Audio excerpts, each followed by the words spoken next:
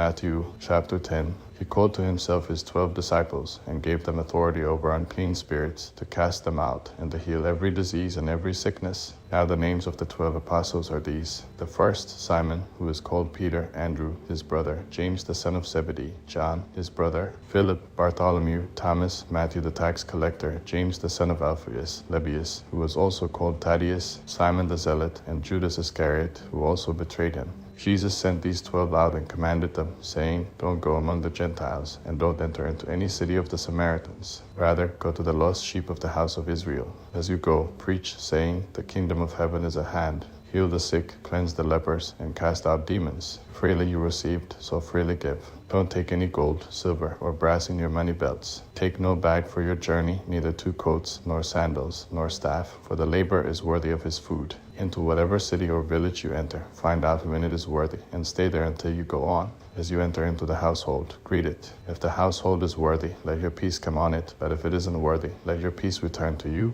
Whoever doesn't receive you or hear your words, as you go out of that house or that city, shake the dust off your feet. Most certainly I tell you, it would be more tolerable for the land of Sodom and Gomorrah in the day of judgment than for that city. Behold, I send you out as sheep among wolves. Therefore be wise as serpents and harmless as doves. And beware of men, for they will deliver you up to councils, and in their synagogues they will scourge you. Yes, and you will be brought before governors and kings for my sake, for a testimony to them and to the nations. But when they deliver you up, don't be anxious how or what you will say, for it will be given you in that hour what you will say. For it is not you who speak, but the Spirit of your Father who speaks in you. Brother will deliver up brother to death, and the father his child. Children will rise up against parents and cause them to be put to death. You will be hated by all men for my name's sake, but he who endures to the end will be saved. But when they persecute you in this city, flee into the next, for most certainly I tell you, you will not have gone through the cities of Israel until the Son of Man has come. A disciple is not above his teacher, nor a servant above his Lord. It is enough for the disciple that he be like his teacher, and the servant like his Lord. If they have called the master of the house Beelzebul, how much more those of his household? Therefore don't be afraid of them, for there is nothing covered that will not be revealed, or hidden that will not be known. What I tell you in the darkness, speak in the light, and what you hear whispered in the ear, proclaim on the housetops. Don't be afraid of those who kill the body, but are not able to kill the soul. Rather, fear him who is able to destroy both soul and body in Gehenna. Aren't 2 sparrows sold for an Assyrian coin? Not one of them falls to the ground apart from your Father's will.